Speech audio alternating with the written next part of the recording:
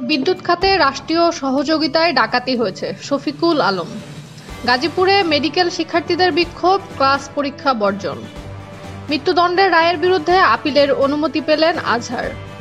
যুক্তরাষ্ট্রের সঙ্গে খনিজ চুক্তি করতে সম্মত ইউক্রেন। মাংস খাননি ২৫০ দিন, ডালে ভাতে বাঁচার লড়াই হাজেরার। চ্যাম্পিয়ন্স কাপের শেষ ১৬তে মেসির মিয়ামি। রমজানে হাইকোর্টের নতুন সময়সূচি নির্ধারণ। আওয়ামী লীগের অর্থ যোগানদাতা গ্রেপ্তার। গাজায় যুদ্ধবিরতির জন্য ইসরায়েলের নতুন ৪ শর্ত। সমন্বয়কদের কৌশলে আটকে রেখে মব তৈরির চেষ্টা। নাগরিকত্ব পেতে আমেরিকায় চালু হচ্ছে গোল্ড কার্ড। ১৩ই মার্চ ঢাকায় আসছেন জাতিসংঘ মহাসচিব। নতুন ছাত্র সংগঠনের ঘোষণা আজ।